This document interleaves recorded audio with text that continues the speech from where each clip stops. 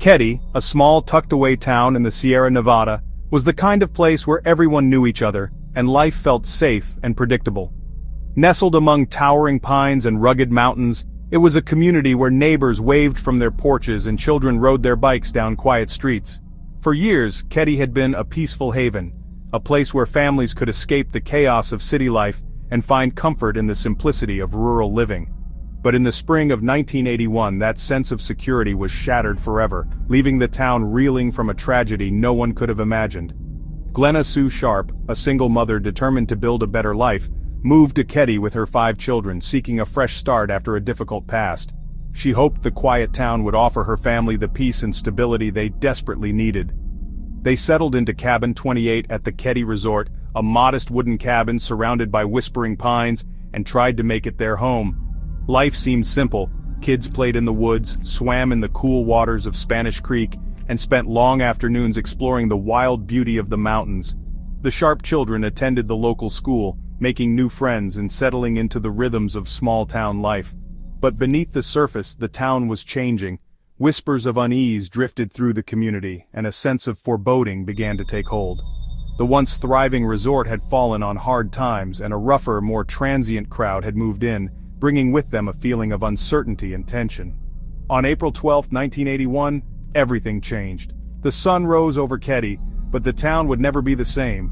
14-year-old Sheila Sharp returned home after spending the night at a friend's house, unaware that her world was about to be turned upside down. She opened the door to Cabin 28 and was confronted by a scene of unimaginable horror, one that would haunt her and the entire town for years to come. The peace of Keddie was shattered in an instant, replaced by terror, confusion, and endless questions that would linger for decades. What happened in Cabin 28 would become one of the most chilling mysteries in California history, casting a long shadow over the town. The nightmare had just begun, and the darkness that descended on Keddie would never fully lift. Evil had found its way into Keddie, forever altering the lives of everyone who called it home. The story of the Keddie murders was about to unfold, a story of tragedy, mystery, and a search for answers that continues to this day. Sheila stepped inside and was met with chaos, overturned furniture, blood on the walls, and the bodies of her mother Sue, her brother John, and his friend Dana Wingate, bound and brutally murdered. The violence was shocking, suggesting deep personal rage. This was no random robbery, it was something far more sinister. The killers had taken their time, leaving behind a scene of terror. Strangely, the 2 youngest Sharp boys and their friend Justin were found unharmed in a nearby bedroom. How could 3 children sleep through such horror? Did they know more than they could say? And then, the most chilling discovery, 12-year-old Tina Sharp was missing.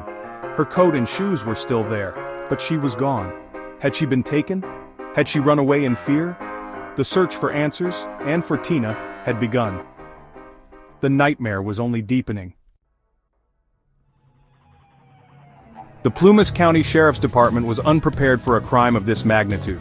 The crime scene was chaotic, and evidence may have been lost in the confusion. Investigators found a bent steak knife, a missing hammer, and signs of both planning and explosive rage. Theories swirled. Was it a drug deal gone bad, or a personal vendetta? Sue had been at a local bar that night. John and Dana had hitchhiked to a nearby town. Every lead seemed to dissolve into rumor and dead ends. Forensic technology was limited, no DNA testing, and fingerprint analysis was difficult. Police collected what evidence they could, but the case quickly grew cold. A composite sketch of 2 men seen near the resort offered little hope. The investigation was hampered by inexperience and lack of resources. The truth seemed to slip further away with each passing day. The community was left with fear and unanswered questions. The mystery deepened. Suspicion soon fell on the neighbors in Cabin 26, Martin Marty Smart and his friend John Bo Boobeed. In a small, tight-knit community like Keddie, everyone knew each other's business and rumors spread quickly. The 2 men stood out, not just for their proximity to the crime but for their troubled reputations. Marty had a history of anger and violence. Bo was a mysterious outsider with a criminal past and a violent reputation. Their friendship was uneasy, and their presence in Keddie had always made some neighbors uncomfortable. Sue Sharp had tried to help Marty's wife Marilyn escape an abusive marriage. This act of kindness may have put Sue in the crosshairs of someone desperate to keep secrets hidden. Investigators soon learned that Marty was at the bar the same night as Sue. He claimed a hammer had gone missing from his cabin, a detail that would later become chillingly significant. The missing hammer matched the type of weapon used in the crime. Marty's story was inconsistent, and when questioned by police he failed a polygraph test. The pressure mounted, but he never confessed. Marilyn later admitted she lied to protect Marty out of fear. She revealed that both Marty and Bo came home late that night, acting strangely, and burned something in their stove. The implication was clear, but the evidence was not. Despite mounting suspicion, failed polygraphs, and troubling behavior, there was no physical evidence to arrest them. The case against them was built on circumstantial details and uneasy hunches. Bo left Ketty soon after the murders, disappearing from the town's memory, and died a few years later. Marty moved away as well, taking his secrets with him and leaving behind a trail of unanswered questions. The focus on the men in Cabin 26 led nowhere. The investigation stalled, and the community's hope for justice began to fade. Other theories were explored, but the evidence always circled back to Marty and Bo. Detectives couldn't shake the feeling that the answer was right in front of them. Without a confession or a credible witness, the case went cold. Files were boxed up, and the investigation was quietly shelved. The whispers faded, and the mystery remained unsolved for decades. The town's sense of safety was shattered, replaced by a lingering unease. The town tried to move on, but the shadow of the crime lingered. Every empty street and darkened window seemed to hold a secret. The truth was buried, waiting to be uncovered. Somewhere, someone knew what happened that night. The investigation stalled, but the questions never faded. Families and detectives alike were haunted by what they didn't know. The case was far from over. For those left behind, the search for answers would continue no matter how many years passed. Decades passed, and Cabin 28 was demolished, but the case was never forgotten. The haunting memory of what happened there lingered in the small town, whispered about in hushed tones, and remembered by those who lived through the shock. For years, the truth seemed buried beneath the rubble, lost to time and fading memories. Then, in 2008, a letter surfaced, written by Marty Smart to his wife Marilyn, not long after the murders. The letter had been hidden away for decades, its contents unknown to investigators and the public alike. When it finally came to light, it sent shockwaves through the community and reignited interest in the case. In it, Marty confessed, "I've paid the price of your love, and now that I've bought it with 4 people's lives, you tell me we are through." The words were chilling, a direct admission that seemed to confirm long-held suspicions about his involvement. He described his jealousy, his anger, and implicated Bo as the main killer. The letter painted a picture of a man consumed by rage and resentment, willing to do anything to get what he wanted. Marty claimed they confronted Sue, and things spiraled out of control. What began as a confrontation quickly escalated into violence, leaving 4 people dead, and a community shattered. He admitted to taking Tina from the cabin after the murders. This revelation finally shed light on the fate of the missing girl, a question that had haunted investigators for years. But Marty was dead by the time the letter became public. He would never face justice, and the answers he took to his grave left many wondering what else he might have revealed. The confession couldn't be used in court, but it reignited the investigation.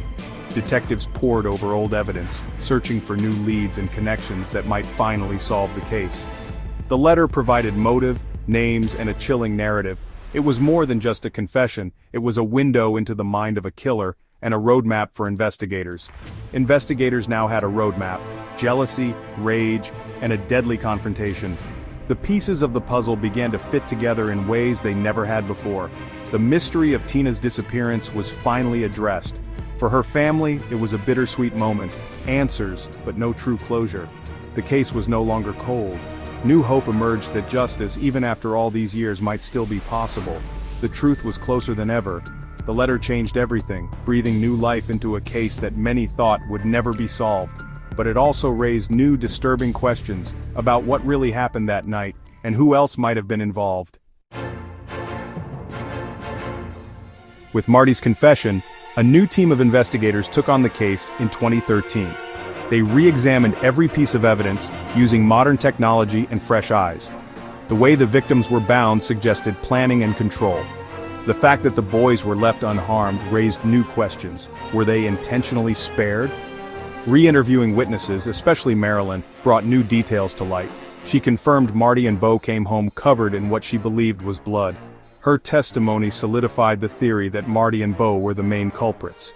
Old evidence was digitized and reanalyzed, searching for missed connections. The case was rebuilt from the ground up. Slowly, the fog began to lift. The renewed investigation wasn't just about old files, it was about finding new evidence. In 2016, searchers found a rusty claw hammer in a dry pond bed near Ketty, matching the missing murder weapon. It was a breakthrough, a physical link to the crime. Investigators also discovered an old audio tape of an anonymous call, now cleaned up with modern technology. The caller seemed to have first-hand knowledge of the crime. The evidence suggested more than just Marty and Bo were involved. Investigators identified other persons of interest, friends of Marty who were in Ketty at the time. The theory expanded, a small group, bound by a terrible secret. The puzzle pieces were finally coming together. The search for the full truth intensified. The case was no longer just about two men. The web of guilt was wider than anyone had imagined. The investigation pressed on. With new evidence, investigators formed a clearer theory. Marty, driven by jealousy, recruited Bo to confront Sue Sharp. The confrontation turned violent. John and Dana arrived and became victims. The brutality was fueled by rage and Bo's violent tendencies. After the murders, Tina was abducted. She was a witness who had to be silenced. 3 years later, Tina's remains were found 30 miles away. The anonymous call was likely from an accomplice, haunted by guilt. The theory explained the violence, the abduction, and the cover-up. The truth was horrifying, but finally within reach. The pieces fit, but the pain remained. The Ketty murders remain officially unsolved, but the truth is clearer than ever. Marty Smart and Bo Bubaid are gone, but others involved may still be alive. The investigation continues, seeking the last pieces of the puzzle. For the Sharp family, answers bring little comfort. Justice can never be fully served. The case is a lesson in the importance of persistence and modern technology. Ketty's peace was shattered, and the scars remain. The story is a chilling reminder that evil can hide anywhere. The search for the full truth goes on. The ghosts of Cabin 28 still linger in the pines. The questions remain, whispering in the wind.